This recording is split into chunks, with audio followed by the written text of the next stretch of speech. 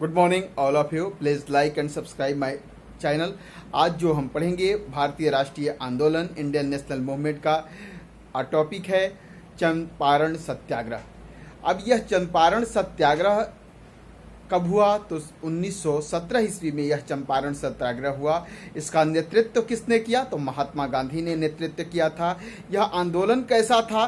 तो यह कृषक आंदोलन था। यह किसानों की समस्या से संबंधित यह आंदोलन था, यह सत्याग्रह था। इन्हीं सब बातों पे आज हम इस क्लास में चर्चा करेंगे।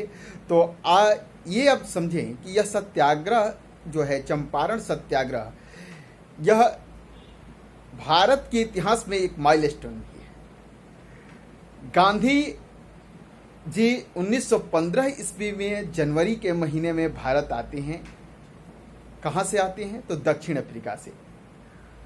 पिछले क्लासों में आप लोगों ने यह समझा कि 1906 ईस्वी में गांधी जी ने अपना प्रथम सत्याग्रह जो है दक्षिण अफ्रीका में चलाया था। अब दक्षिण अफ्रीका की कहानी लंबी है, जो हम अगली क्लास में करेंगे। यहाँ थोड़ा सा प्रकाश हम इस बात पर डालेंगे कि थोड़ा सा इस टॉपिक को कंटिन्यू करने में आसानी हो जाए। तो दक्षिण अफ्रीका में 1906 ईस्वी में गांधी जी ने अपना पहला सत्याग्रह शुरू किया था। वहाँ पे जो समस्या थी वो कैसी समस्या थी कि भारतीयों को से कहा गया था कि आपको अपना पंजीकरण प्रमाण पत्र जब आप दिखाएंगे तब भी आपको नौकरियां दी जाएगी, ठीक है। और यह पंजीकरण अनिवार्य कर दिया गया था, यानी कि बिना पंजीकरण के आपको ब्रिटिश सरकार कोई काम नहीं देगी, कोई अधिकार नहीं देगी। तो भारतीयों का पंजीकरण आवश्यक हो गया था और इस पंजीकरण में कई सारी समस्याएं थी। अब इस पंजीकरण के खिलाफ 1906 ईस्वी में जोहान्सबर्ग, दक्षिण अफ्रीका के जोहान्सबर्ग में गांधी ने एक सम्मेलन बुलाया और वहां पे अपना प्रथम सत्याग्रह शुरू किया था। और यह सत्याग्रह सफल हुआ और जिस मांग को लेकर दक्षिण अफ्रीका में गांधी जी ने सत्याग्रह चलाया, आंदोलन चलाया, वो मांगे वहां पर पूरी हुई और गांधी को पूर्ण सफलता मिली थी दक्षिण अफ्रीका में। दक्षिण अफ्रीका में सफलता के बाद 1915 ईस्वी में जब भारत गांधी जी आते हैं तो जनवरी के महीने में सबसे पहले वो अपने राजनीतिक गुरु गोपाल कृष्ण गोखले से मिलते हैं। जब गोपाल कृष्ण गोखले से मिलते हैं तो वो भारत की राजनीतिक स्थिति से पहले से परिचित हैं, फिर भी पूछते हैं कि गुरुदेव आदेश दिया जाए कि मैं क्या करूं। गोपाल कृष्ण गोखले कहते हैं कि गांधी, तुम्हें जो है पहले भारत को समझना होगा और इसके लिए तुम लगातार अभी भारत का दौरा करो, भारत के विविध प्रदेशों का दौरा करो, भारत के सुदूर गांवों में जाओ, वहां की जनता की समस्याओं को समझो और उसके बाद तुम स्वयं समझ जाओगे कि ब्रिटिशों के खिलाफ यहां किस तरह का आंदोलन हमें करना चाहिए। गांधी 1915 से लेकर लगातार अपना जो है यात्रा जारी रखते हैं, भारत के विविध प्रदेशों की यात्रा करते हैं, भारत के गांवों की यात्रा करते हैं, भारत के गांवों को देखते हैं, भारत के गांवों की समस्याओं को समझते हैं, भारत के किसानों की समस्याओं को समझते हैं, मजदूरों की समस्याओं को समझते हैं, ब्रिटिश सरकार द्वारा किए गए अत्याचारों को समझते हैं। इसी बीच 1916 ईस्वी में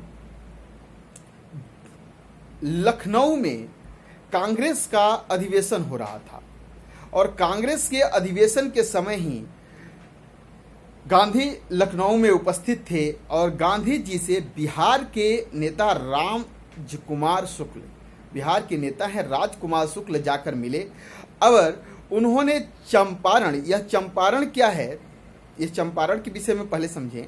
यह बिहार के जो है पश्चिमी चंपारण और पूर्वी चंपारण नाम से जाना जाता है, पहले चंपारण नाम से ही जाना जाता था।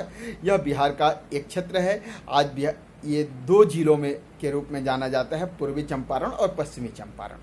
तो यह चंपारण जो है बिहार में स्थित है। तो इस चंपारण की में क्या समस्या थी? तो यहाँ पे बगान मालिक जो थे, ब्रिटिश बगान मालिक, ये किसानों से नील का उत्पादन कराते थे। यह प्रक्रिया लगभग 19वीं शताब्दी से ही चल रही थी। कि ब्रिटिश बागान मालिक वहाँ के किसानों से नील की खेती करवाते थे। अब यह नील की खेती कैसे होती थी थोड़ा सा समझें।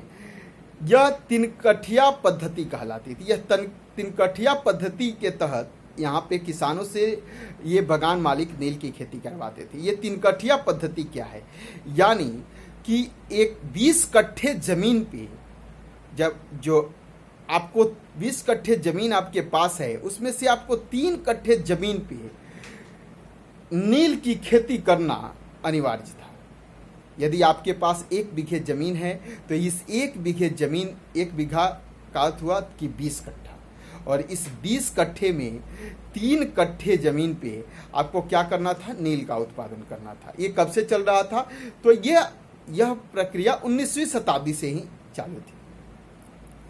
अब जब 20वीं शताब्दी का दौर था, यानी 1917 के आसपास का जो दौर था, इस समय इस तिनकठिया पद्धति यानी कि के खिलाफ किसानों में विद्रोह होने लगा। किसान इस तिनकठिया के विरुद्ध विद्रोह करने लगे ब्रिटिश बागान मालिकों के खिलाफ।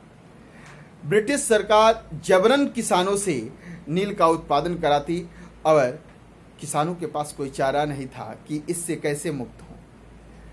किसानों की समस्या को लेकर राजकुमार शुक्ल और राजेंद्र प्रसाद दोनों व्यक्ति लखनऊ में 1916 ईस्वी में गांधी जी से मिले और गांधी जी को चंपारण, बिहार के चंपारण के किसानों की दुर्दशा को, दयनीय स्थिति को, दुखड़े को गांधी से सुनाया कि गांधी जी बिहार के चंपारण क्षेत्र के जो किसान हैं वह इस तिनकठिया पद्धति से काफ़ी दुखी हैं और काफ़ी त्रस्त हैं, और ब्रिटिश हुकूमत इस तिनकठिया पद्धति को खत्म नहीं कर रही है।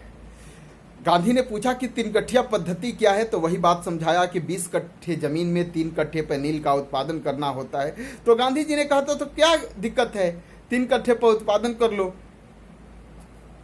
उसमें तुम्हें क्या घाटे हैं।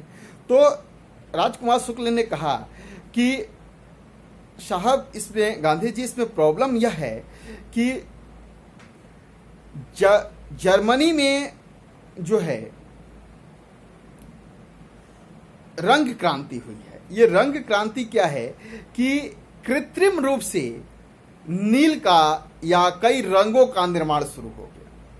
यह 19वीं शताब्दी के अंतिम दौर में जर्मनी में नील का कृत्रिम रूप से उत्पादन शुरू हो गया, और जब कृत्रिम नील का उत्पादन शुरू हो गया तो भारत के यह प्राकृतिक नील की मांग मार्केट में कम होने लगी और किसानों को इसका उचित मूल्य प्राप्त नहीं होता।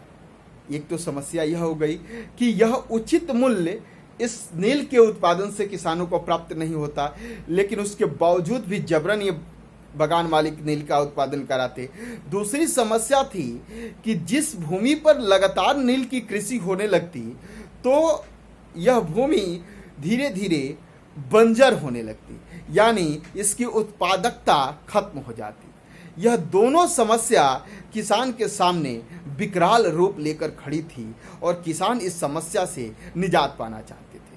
गांधी ने कहा कि अच्छा ये समस्या है कि इस नील के उत्पादन का उचित मूल्य भी नहीं मिलता किसानों को और ज़मीन भी बंजर हो रही है। कहा कि समस्या तो बृहद है और इसके लिए हम आंदोलन शुरू करेंगे।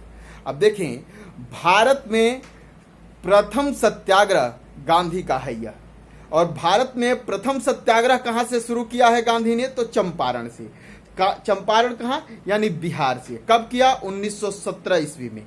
किसके लिए, तो तिनकठिया पद्धति के खिलाफ। यह तिनकठिया पद्धति यानी नील के बागान मालिकों के खिलाफ, या नील की खेती जो जबरन किसानों से कराई जा रही थी, इसको रोकने के लिए यह आंदोलन शुरू किया है गांधी ने।